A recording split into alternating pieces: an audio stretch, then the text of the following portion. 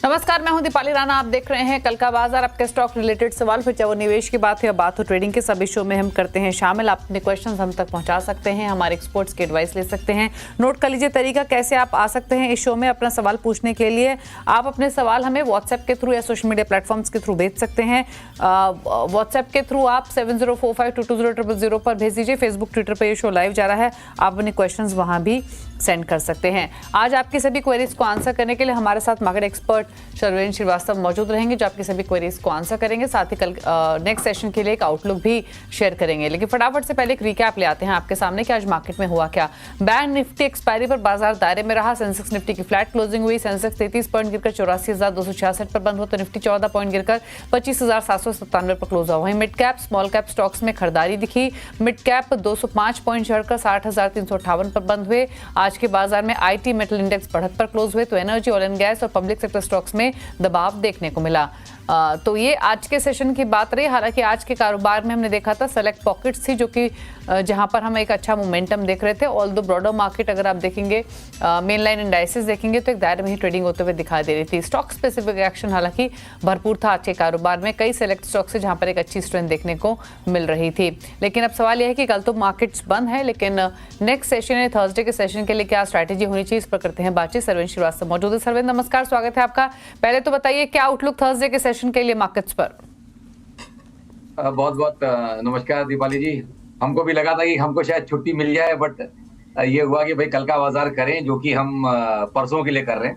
तो परसों के रुझान से आप इसको देख के चलिए। थॉट देखिए यही है जो हमने मॉर्निंग शोज में बोला हुआ है और लास्ट पिछले हफ्ते से बोल रहे हैं फ्राइडे से, कि भाई यहाँ पे अब रिस्क रिवॉर्ड्स नेगेटिव हो चुके हैं और जो टारगेट्स निफ्टी के लिए लगे थे कि आएंगे, वो 26,200 26,300 के टारगेट्स भी अचीव हो गए। इंक्रीमेंटली मुझे बहुत ज्यादा अपसाइड वहां से नहीं लग रहा, जो पिछले हमने हाइज रख दिए 26,300 के आसपास से। तो इंक्रीमेंटली अब आपको यहाँ से मैक्सिमम 400-500 पॉइंट कहीं और वहां से अगर कहीं जगह हुई तो हुई, जो कि हम नहीं कॉल कर रहे हैं। और हमें लग रहा है कि कहीं नीचे में 2,500 पॉइंट निफ्टी में बाकी है, तकरीबन 24,000 23,500 तक की जगह यहाँ पे बनती है। तो 26,000 से अगर आप वहां जाएंगे तो एक डिसेंट डाउन टिक आपको मिलेगा और रिस्क रिवॉर्ड नेगेटिव हो जाते हैं। फिर अगर 600-700 पॉइंट अपसाइड दिख भी रही है, अगर जो कि लो प्रोबेबिलिटी है, तो नीचे में आपको जो डाउन साइड दिख रही है वो 2,500 पॉइंट दिख रही है। तो 1:3 1:4 रिस्क रिवॉर्ड नेगेटिव साइड पे है निफ्टी के लिए। तो थॉट यही है कि लास्ट क्वार्टर चैलेंजिंग होगा बाजारों के लिए और थोड़ा ड्राई पाउडर रखें, थोड़ा मुनाफा बांध के चलें। जो एग्रेसिव प्लेयर्स हैं वो थोड़ा बहुत बेच के भी काम कर सकते हैं, बट मुनाफा बांधें और थोड़ा पैसा घर पे रखें, ये बहुत अनिवार्य है मेरे हिसाब से। ओके, चलिए, तो ये रही strategy index wise, market wise. कुछ ट्रेड्स आपकी तरफ से सर्वेंद्र फॉर थर्सडे? जी बिल्कुल, जिस तरह से मुझे ओवरऑल ब्रेथ दिख रही है, जिस तरह से ओवरऑल ध्यान है और जहां रिस्क रिवॉर्ड के सेटअप्स में है, 3 ट्रेड्स लाता हूं यूजुअली, तो तीनों सेल की साइड में है।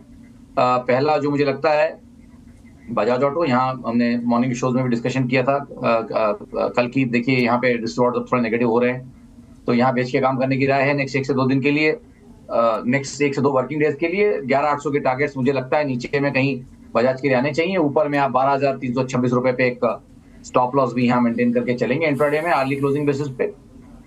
दूसरा जो है वो है टाइटन। यहाँ पे भी हमें लगता है कि ये जो लेवल्स इसके ऊपर में 3700-3800 के आसपास हर्डल्स रहेंगे। मुझे लगता है यहाँ पे भी आप नीचे के टारगेट देख सकते हैं 3650 के आसपास। बेच के कामकाज कीजिए। आई थिंक 3827 पे अब यहाँ पे एक स्टॉप लॉस लगा के चलेंगे टाइटन में। और last but not the least Apollo hospitals, जहाँ हमें लगता है कि काफी स्ट्रेच, काफी ओवरबॉट है medium to long term charts पे भी, बट लगता है करेक्शन की शुरुआत कहीं यहीं से होगी। तो नेक्स्ट 1 से 2 वर्किंग डेज के लिए मुझे लगता है कि 6810 नीचे में आपको टारगेट्स यहाँ आते हुए दिख जाएंगे और 7251 पे आप एक स्टॉप लॉस भी लेके चलेंगे यहाँ पे। चलिए, तो ये आपको स्टॉक स्पेसिफिक स्ट्रैटेजीज भी रेकमेंड की गई हैं सर्वेंद्र की तरफ से। अब बात करते हैं क्वेश्चंस की जो हमें भेज रहे हैं तमाम कॉलर्स, और पहले कॉलर हमारे साथ कनेक्टेड भी हैं। विमल हैं हमारे साथ सवाल पूछने के लिए। विमल नमस्कार, बताइए क्या सवाल है आपका? जी नमस्कार जी, सर्वेंद्र जी को भी नमस्कार। मेरे पास बहुत बहुत नमस्कार आपको। जी सर, मेरे पास पंजाब नेशनल बैंक के 2,500 share at the rate of 124 और एंजल 1 के 100 शेयर 2,608 और यूपीएल के 100 शेयर 574 में है सर। और मेरा होराइजन लॉन्ग टर्म भी है, शॉर्ट टर्म है, मतलब फ्लेक्सिबल है। आप गाइड कीजिए क्या करें। नहीं देखिए, फ्लेक्सिबल रहने में बताइए सरविंद, क्या सजेशन एंजल वन और जी, पीएनबी? जी देखिए, फ्लेक्सिबल बोल रहे हैं कि मैं हूं फ्लेक्सिबल नहीं। आप टाइम फ्रेम्स को मिक्स नहीं करेंगे। आप डिसाइड कर लीजिए कौन सा ट्रेड आपका शॉर्ट टर्म है, मीडियम है, टर्म है या लॉन्ग टर्म है, एंड उसके हिसाब से ही आप व्यू मांगेंगे तो मेरे लिए भी बेहतर रहेगा। मैं मान के चल रहा हूं कि आप जिस तरह से आप थोड़ा सा कंफ्यूज लग रहे हैं, मुझे लग रहा है कि नेक्स्ट 1 से 3 महीने के लिए अगर इन्हें व्यू दिए जाए स्टॉक्स में तो बेहतर रहेगा। तो एंजल वन की जहां तक बात है, मुझे लगता है कि देखिए डेटा यहाँ पे कम है, स्टॉक 2020 के बाद से ही डेटा है, बट बहुत लॉन्ग टर्म सेटअप्स अच्छे नहीं बन रहे हैं। और यहाँ मुझे लग रहा है कि करेक्शन जो चल रहा है ये बहुत ज्यादा आपको स्टॉक 2728 के ऊपर टिक नहीं पाएगा फिलहाल। 1 से 3 महीने के हिसाब से बात कर रहा हूँ। तो जब तक 2850 के ऊपर नहीं जाता, रिस्क रिवॉर्ड यहाँ नेगेटिव है। मुझे लगता है कि एक बार आपको ये स्टॉक नीचे में तकरीबन 2100 के लेवल भी दिखा देगा। तो 1 से 3 महीने के लिए यहाँ पे थोड़ा सा बायस थोड़ा सा डाउन है। दूसरा आपका पीएनबी, यहाँ मैं पीएसयू बैंक में कहता हुआ आ रहा हूँ कि लास्ट कुछ महीनों से जो करेक्शन ये लास्ट 4-5 महीनों का चल रहा है, ये पिछले मूव्स को बचा रहा है। तो आइडियली तो नेक्स्ट लेग्स ऊपर के आएंगे। तो यहाँ मेरी राय रहेगी कि थोड़ा होराइजन अगर रखें थोड़ा बढ़ा के। यहाँ मैंने आपको पहले वाले में ट्रेडिंग माइंडसेट से बोला हुआ है क्योंकि वहाँ ट्रेडिंग के सेटअप से दिख रहे हैं। बट पीएनबी अगर आप 12-18 महीने प्लस के हिसाब से रखते हैं तो मुझे बहुत ज्यादा 100 रुपए के नीचे बहुत ज्यादा जाएगा ऐसा फिलहाल नहीं लग रहा। और ऊपर से अच्छा एक 40% और करेक्शन तब हो जाएगा। 140 वाली चीज तकरीबन 100 रुपए तक आ जाएगी। तो अराउंड एक अप्रोक्सीमेट बैक ऑफ एनवलप एक 35-40% करेक्शन आपका हो जाएगा। तो मुझे लगता है कि नेक्स्ट लेग ऊपर का आना चाहिए। तो मेरे ख्याल से यहाँ 12 महीने होराइजन से बने रहे। ओके, चलिए बात करेंगे अब ऋषभ से। पुणे से हमारे साथ कनेक्टेड है। ऋषभ नमस्कार, बताइए क्या सवाल है आपका? Good evening ma'am. Good evening sir. Sir मेरे पास टाटा पावर मैंने बाय की है, 550 शेयर है, 468.5 से मेरी बाइंग है। तो 3 से 6 महीने का व्यू मुझे जानना था शॉर्ट टर्म के। ओके ओके, बताइए सर, 3 to 6 मंथ्स का व्यू टाटा पावर। जी बहुत अच्छा। देखिए क्लियर है कि इनका शॉर्ट टर्म 3 से 6 महीने है, विच इज गुड। मैं यूजुअली 1 से 3 महीने तक शॉर्ट टर्म डेफिनेटली लेके चलता हूँ। तो अच्छा है कि ये 3-6 महीने शॉर्ट टर्म सोच रहे हैं, तो मतलब इनका लॉन्ग टर्म डेफिनेटली 12-18 महीने प्लस का होगा। तो ऐसे केसेस में सेटअप्स निकालना और बात करना बहुत अच्छा हो जाता है। देखिए बहुत लेट आए हैं इस ट्रेड में, ट्रेडिंग माइंडसेट से भी अगर आए हैं तो लेट आए हैं, बट यस एक पीछे multi month, multi year, multi quarter के जो टॉप्स का जो ब्रेकआउट हुआ तकरीबन 460-465 के आसपास, वो एक मीनिंगफुल ब्रेकआउट है। क्योंकि वहां पे इसके पहले अगर आप देखें तो बाजार कहीं अटका था कई महीनों से और उन लेवल्स को क्लियर नहीं कर पा रहा था। तो एक ट्रेडिंग ब्रेकआउट इन्होंने प्ले किया है, उसको उसी एंगल से सोचें, उससे ज्यादा ना सोचें। ये बहुत बढ़िया सोच रहे हैं, पहली बात। और दूसरी बात ये है कि ट्रेड में बहुत लेट आए हैं। आप ये मान के चलिए कि भाई आप इसमें बहुत लेट आए हैं। कोविड में इसका 25 रुपए का भाव था और ऊपर में 500 रुपए अगर ये हो गया है तो 20 बैगर ऑलरेडी हो चुका है। तो बहुत ज्यादा यहाँ खड़े ना रहें, 1 से 3 महीने का ही ध्यान रखें। और उसमें जो बेस्ट केस मुझे दिख रहा है वो है 510। इस ब्रेकआउट में 510, 515 के टारगेट्स ब्लू स्काई टेरिटरी है। तो थोड़ा प्रोजेक्शंस करके जो मुझे दिख रहा है रीजनेबल एक रेंज, वो मैं इनको बता रहा हूँ। और अगर उस ट्रेड में ये खड़े रहना चाहते हैं, बने रहना चाहते हैं, तो 460 रुपए के नीचे एक स्टॉप लॉस भी जरूर 459.40 का एक स्टॉप लॉस जरूर मेंटेन करके चलें और अराउंड 515 के टारगेट्स। ओके, बात करते हैं अब अनिल से, कोलकाता से हमारे साथ कनेक्टेड हैं। अनिल नमस्कार, बताइए क्या सवाल है आपका? या नमस्कार जी। मैं डिफेंस के कुछ स्टॉक्स में थोड़ा लेके अभी फंसा हुआ हूँ, जिसमें मैं HCL और मैज़ेगॉन के लिए बात कर रहा हूँ। ओके, मेरे पास 100 HCL है 5200 के रेंज में एंड 100 मैज़ेगॉन डॉक 5450 में। तो वही जानना चाहता था कि अभी क्या करूँ। 5050 में मैज़ेगॉन डॉक है आपके पास? 5450। ओके, 5450, ठीक है। या एक्चुअली बस प्रॉब्लम ये हुई है स्टॉक जी सर, अनिल जी, प्रॉब्लम ये हुई है कि आपने बिल्कुल पीक पे पकड़े ये स्टॉक्स, इसीलिए आपके भाव से भी नीचे आए हैं। जब थोड़ी प्रॉफिट टेकिंग हमने मिड कैप स्मॉल कैप्स में आते हुए देखी पिछले हफ्ते तक भी। अदरवाइज बताइए क्या सजेशन रहेगा इनके लिए? मैज़ेगॉन डॉक और HCL, अब इनको फंसा हुआ तो इसीलिए लग रहा है क्योंकि इन्होंने पीक पे खरीदे हैं ये दोनों ये स्टॉक्स। क्या करें अब? 5400 की बाइंग है मैज़ेगॉन डॉक में और HCL में 5200। नहीं तो HCL में कहीं ये फ्यूचर लेके तो नहीं खड़े, मैं से ही पूछना चाहूंगा। ये कैश में है जी, हालांकि मेरे लेने के बाद स्टॉक 200 रुपया ऊपर भी आया था, HCL भी और मजगांव डॉक भी, बट मेरा विजन था 15% का, तो मैंने इसलिए प्रॉफिट बुक नहीं किया था। और अब तो मैं देख रहा हूँ कि ये 4400 और 4200 पे आके ये थोड़ा जो है स्टक हो गया है। देखिए, अगर आप पिछले कॉलर का हमारा व्यू सुन रहे हो तो थॉट यहाँ पे भी थॉट यही आ जा रहा है कि आप दोनों स्टॉक्स पे तब आए हैं जब ऑलमोस्ट 20 बैगर हो चुके हैं, इसी लेग में 20 बैगर हुए हैं, मतलब ज्यादा मीनिंगफुल करेक्शन नहीं आए और 2020 के बाद से दोनों स्टॉक तकरीबन 15 to 20 बैगर हो गए हैं। उसके बाद अगर आप इसमें ट्रेडिंग माइंडसेट से आएंगे तो आई थिंक डेफिनेटली खतरे बढ़ जाते हैं, रिस्क बढ़े रहते हैं और बहुत लेट एंट्री है आपकी दोनों स्टॉक्स में। तो ये मैं आपसे माफी चाहूंगा इन द सेंस कि आपको ये थोड़ा सा और अलर्ट होकर करना चाहिए था कि काफी लेट आप इन स्टॉक्स में आए। तो इनके करेक्शंस तो अभी और लॉन्ग ड्रॉन रहेंगे, मुझे नहीं लगता कि नेक्स्ट 3-6 महीने आपके कॉस्ट प्राइसेस के आसपास ये पहुंचेंगे।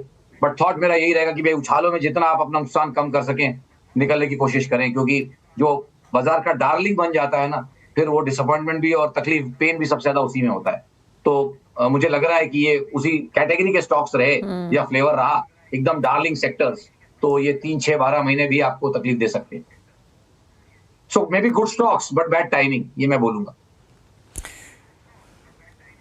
Okay, good stocks but bad timing. चलिए बात करते हैं अब अगले कॉलर से। सुनील हमारे साथ कनेक्टेड हैं दिल्ली से। सुनील जी नमस्कार, बताइए क्या सवाल है आपका। नमस्कार मैडम, नमस्कार जी।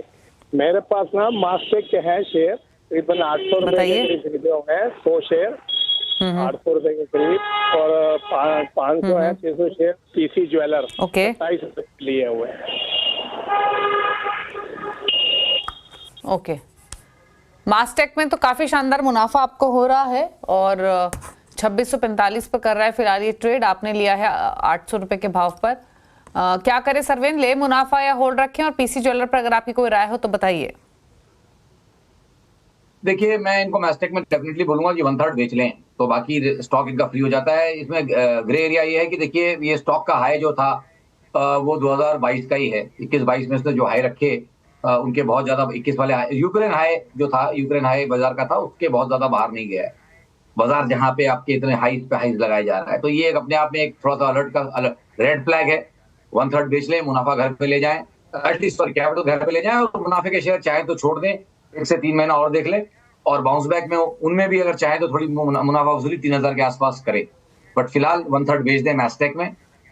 जहां तक रही पीसी ज्वेलर्स की बात, यहाँ मुझे लगता है कि ठीक है, चलिए अभी जिस तरह से गोल्ड में रुझान पॉजिटिव चल रहा है, इनमें भी मोमेंटम पॉजिटिव है, तो यहाँ पे चाहे तो ट्रेड में बने रहें, बट एक ट्रेलिंग स्टॉप लॉस टाइट मेरे हिसाब से 154 पे रखे। 154.40 पे एक स्टॉप लॉस जरूर मेंटेन करके चले यहाँ। ओके, चलिए ये रहा सजेशन आपके लिए। राजेंद्र से बात करते हैं, दिल्ली से हमारे साथ कनेक्टेड है। राजेंद्र जी नमस्कार, बताइए क्या सवाल है आपका। हेलो, आपको ऑडियो मिल रही है राजेंद्र जी, प्लीज अपना सवाल पूछिए। जी सरवेन सर से पूछना है मेरे को कि मेरे पास SBI के 450 शेयर हैं, एवरेज प्राइस है 770, जिसमें पर डे SIP 2 शेयर का है, तो टारगेट 2000 2 साल में अचीव हो जाएगा या नहीं, जानना चाह रहा था। सरवेन जी डिफिकल्ट क्वेश्चन आपके लिए। 2 साल में 2000 का टारगेट आएगा क्या SBI में? 770 के बाएंगे। देखिए 2 साल का व्यू पकड़ के चल रहे हैं तो मे बी सवाल इनका ठीक है, जहन के सवाल आया होगा। थॉट यही है, देखिए मैं इसमें डेफिनेटली देखता हूँ कि 2010 से लेके अगर आप देखिए 2018-19 तक ये स्टॉक जो है ना 380-350 वो एरियाज को क्लियर नहीं कर पा रहा था, 380 390, तो 400 का राउंड फिगर अगर पकड़े आप तो उसका ब्रेकआउट हुआ और डिसाइसिवली हुआ और उसमें स्टॉक डबल भी हुआ। तो यस, एक छोटे करेक्शन के बाद व्हाई नॉट नेक्स्ट लेग ऊपर का इसमें डेफिनेटली आ सकता है। पूरा पहुंचेगा कि नहीं, बट मुझे लगता है कि 2 साल का मेरे से टारगेट पूछेंगे तो तकरीबन 1450-1500 तक की जगह है और एक 1x या वहां से एक और मतलब बेसिकली यहाँ से 2x होने की जगह है। बट डेफिनेटली मैं ये बोलूंगा कि भाई एक स्टॉप लॉस भी कैरी करें। तो अगर उतना बड़ा अगर ट्रेड ले रहे हैं तो एक स्टॉप लॉस डेफिनेटली रखें और मुझे लगता है कि 680 के नीचे अगर एक स्टॉप लॉस रखेंगे तो सेफ रहेगा। 720 के आसपास अच्छे सपोर्ट रहे, 680 का एक जो मुझे कुछ स्विंग दिख रहा है, 680 के नीचे एक स्टॉप लॉस रखें और 2 साल के लिए ट्रेड में बने रहें। ओके, बात करते हैं अब आशीष जोशी से, दिल्ली से हमारे साथ कनेक्टेड हैं। आशीष जी नमस्कार, बताइए अपना सवाल। मैम थैंक यू कि आपने मुझे बुलाया। Saran ji thank you for listening to me. मेरा क्वेश्चन ये है कि मेरे पास आईडीएफसी बैंक के 10,000 शेयर हैं और इनफैक्ट ये 10,000 शेयर मेरे पास 2015 के बाद से पड़े हुए हैं और मैं बिकॉज बैंक में भी काम कर चुका हूँ इनिशियल स्टार्टअप में, तो मेरे को समझ में आता है बैंक, बट मेरे को लगता है कि बहुत टाइम से ये बढ़ नहीं रहे हैं, बट मेरा अभी भी होप है कि ये शायद अगले 3 साल में डबल हो जाएंगे। तो मेरे को इसमें व्यू चाहिए। मैंने इनफैक्ट आईडीएफसी के और खरीद लिए हैं जो कि मर्जर के पॉइंट ऑफ व्यू से। तो if you can help me कि डबल होंगे 3 साल में अब जाके जब बैंक स्टेबल हो गया है इस तरह से। पूछ लेते हैं क्या सजेशन रहेगा सर्वेंद्र। आपने सुना इनका पूरा क्वेश्चन। आईडीएफसी फर्स्ट बैंक फिलहाल हालांकि भाव से इनके ऊपर है, लेकिन 3 साल के हिसाब से कैसे लग रहे हैं ये स्टॉक्स? नहीं, थोड़ा सा आई थिंक ऑडियो ड्रॉप हो गया था, तो मेरे से कुछ बात कर रहे थे, तो सवाल पूछने के लिए मैं भी इनको धन्यवाद देता हूँ, आए हैं शो पे। देखिए आईडीएफसी फर्स्ट बैंक में मेरा थॉट ये है कि फिलहाल ट्रेड में बने रहें, बट मैं कहूंगा कि हर 3-3 महीने में ट्रेड को रिव्यू करते रहें। फिलहाल तो एक लॉन्ग ड्रॉन करेक्शन चल रहा है, जस्ट लाइक पीएसयू स्पेस। जैसे पीएसयू स्पेस में एक लॉन्ग ड्रॉन करेक्शन चल रहा है, वैसे एक बढ़िया लॉन्ग ड्रॉन करेक्शन मेरे को लगता है पूरा हो गया। 100 रुपए से लेके तकरीबन 70 रुपए, एक 30 और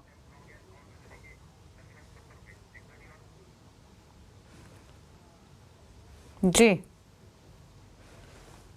चलिए, तो रिकनेक्ट करेंगे सरवेन जी से। उनका कुछ टेक्निकल खामी की वजह से उनकी बात पूरी नहीं हो पाई, लेकिन व्यू उनका पॉजिटिव ही है आईडीएफसी फर्स्ट बैंक पर, और आपके बाइंग प्राइस के आसपास ही फिलहाल ये कारोबार कर भी रहा है। लेकिन लॉन्ग टर्म के हिसाब से सरवेन भाई कह रहे थे कि पेन शायद नहीं है आगे और चीज़ें बेहतर होती हुई दिखेंगी, इसीलिए शायद होल्ड करने की ही सलाह उनकी तरफ से। जब वो रिकनेक्ट होंगे तो उनसे एक प्रिसाइज व्यू ले लेंगे कि क्या राय है उनकी आईडीएफसी फर्स्ट बैंक पर।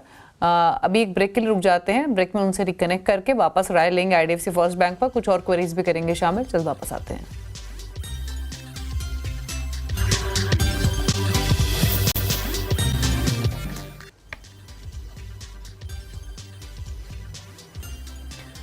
आप दे रहे हैं कल का बाजार। सरवीन श्रीवास्तव हमारे साथ बने हुए हैं। सरवीन, पहले तो आईडीएफसी फर्स्ट बैंक पर आप अपनी राय पूरी कीजिए और उसके बाद एक और कॉलर हमारे साथ कनेक्टेड हैं। जी आईडीएफसी फर्स्ट बैंक में मुझे लगता है कि इनको बने रहना चाहिए और आई थिंक 120-130 के टारगेट्स नेक्स्ट 2 साल का होराइजन उन्होंने मांगा। आई थिंक नेक्स्ट 2 साल में वो टारगेट्स मुझे लगता है यहाँ आने चाहिए। एक long drawn multi month correction पूरा हो रहा है ऐसा मुझे फिलहाल लग रहा है, तो बने रहे ट्रेड में। ओके ठीक है, बात करते हैं अब आनंद गुप्ता से, हमारे साथ कनेक्टेड है फोन लाइन पर। आनंद जी नमस्कार, बताइए सवाल। नमस्कार जी, मेरा सवाल है मैडम, मेरे पास कॉनकोर हैं 20 shares at the rate of 1000 और एमएसटीसी है 25 shares at the rate of 850। तो इस पे व्यूज मैं जानना चाह रहा हूँ कि क्या इसको लॉन्ग टर्म रख सकते हैं, क्या कर। ठीक है, पूछ लेते हैं। एमएसटीसी 850, कॉनकोर 1000 रुपीज, और जैसे इन्होंने कहा व्यू लॉन्ग टर्म है इनका। सरविंद, क्या सजेशन रहेगा? आई थिंक कॉनकोर के लिए मैं पहले इनको बोलना चाहूंगा। कॉनकोर में मुझे लगता है कि देखिए ट्रेंड यहाँ पे थोड़ा सा डिस्टर्ब हो गया है। लॉन्ग टर्म ट्रेंड्स और शॉर्ट टर्म ट्रेंड सारा बायस यहाँ पे थोड़ा सा नेगेटिव हो गया है। तो मेरी तो राय रहेगी कि उछालों में यहाँ पे थोड़ी निकलने की कोशिश करें। स्टॉक काफी चला हुआ है, तो बाउंस टुवर्ड्स 1000, आई थिंक 1000-1050 का अगर बाउंस आता है तो उन एरियाज के आसपास कहीं को अपना नुकसान कम करके निकलना चाहिए। और जहां तक रही एमएसटीसी की बात, तो वहां मेरा कोई स्ट्रांग व्यू नहीं है, तो मैं पास करना चाहूंगा। ओके चलिए, तो ये राय रही आपके लिए। अब बात करते हैं कुछ क्वेरीज की, सोशल मीडिया से कर लेते हैं पिक। पहले रुक करते हैं ट्विटर का, और ट्विटर पे एक सवाल हमें भेज रहे हैं राघवेंद्र अवस्थी। डीएलएफ पर सवाल है, 914 रुपये की खरीदारी है, इन्होंने 100 शेयर्स खरीदे हुए हैं। दूसरा है इनके पास भारतीय एयरटेल 20 स्टॉक से 1740 इनका परचेसिंग प्राइस है, जानना चाहते हैं क्या करें। देखिए डीएलएफ में जहां तक रही बात, आई थिंक ट्रेड में बने रहना चाहते हैं तो 1 से 3 महीने तक पॉसिबली बने रहें ट्रेड में। और मेरे हिसाब से लेकिन एक स्टॉप लॉस 890 के नीचे जरूर रखें, 888-40 का एक स्टॉप लॉस डीएलएफ में रखें और ट्रेड में बने रहें। भारतीय में भी आई थिंक ट्रेंड यहाँ पे काफी बढ़िया स्टॉक चल रहा है, मार्केट को परफॉर्म किया है लास्ट कुछ महीनों हफ्तों में, तो ट्रेड में बने रहें जब तक बुलिशनेस ये है और मोमेंटम बना हुआ है। आई थिंक ट्रेड में बने रहें। ट्रेलिंग स्टॉप लॉसेस बहुत टाइटली अपने लगा के रखें। आई थिंक जो मुझे लग रहे हैं 1600 के आसपास कहीं एक स्टॉप लॉस भी लगा के रखें, 1600 के नीचे, तो 1599 का राउंड फिगर के नीचे एक स्टॉप लॉस लगा लें और ट्रेड में बने रहें। सवाल अगला भेजा है सरोज कुमार तिवारी ने पटना से। सवाल है इनका यूनो मिंडा पर। यूनो मिंडा 1080 की बाइंग है। अगेन भारतीय एयरटेल पर भी इनका सवाल है, बट जैसे सरविंद ने कहा होल्ड कर सकते हैं। इनकी परचेजिंग 1450 के व्यू है लॉन्ग टर्म। यूनो मिंडा जी जी जी देखिए, मेरे हिसाब से यूनो मिंडा में भी काफी चला हुआ स्टॉक है, बट फिलहाल एक कंजेशन कंसोलिडेशन में है। लग तो रहा है कि एक ब्रेकआउट ऊपर का यहाँ पे पॉसिबल ट्रेडिंग है, मुझे लगता है, जिसमें वो 1300-1350 के स्तर कहीं ब्लू स्काई टेरिटरी में चला जाएगा। तो मेरे हिसाब से ट्रेड में बने रहे, बट डेफिनेटली एक स्टॉप लॉस भी जरूर मेंटेन करके चले। और मुझे लगता है कि अगर 1000 रुपीज के नीचे इनको स्टॉप लॉस रखना चाहिए, साइकोलॉजिकल 1000 मार्क के नीचे 990 के आसपास एक स्टॉप लॉस रख लें और ट्रेड में बने रहें। ओके, बात करते हैं आकाश श्रीवास्तव की। इन्होंने एक सवाल भेजा है। बिरला सॉफ्ट पर 210 शेयर्स हैं, 620 की खरीदारी है। दूसरा स्टॉक है हुडको, यहाँ पर 270 की बाइंग है, 1500 स्टॉक्स। तो हुडको एट 270, बिरला सॉफ्ट एट 620। देखिए, हुडको में तो ये काफी लेट रह गए। अच्छा, इनकी खरीदारी थी, ऑलमोस्ट 3 गुना पैसा बन रहा था, कहीं ऊपर में बेचना चाहिए। मेरी राय यही रहेगी हुडको में कि उछालों में बेचने की राय है। थोड़ा काफी अच्छा इनकी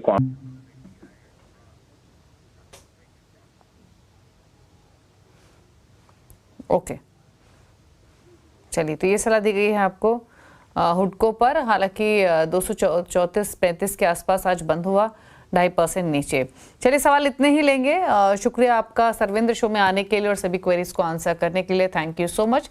इसी के साथ एक ब्रेक, और ब्रेक के उस पर भी खबरें जानिए CNBC आवाज पर। नमस्कार।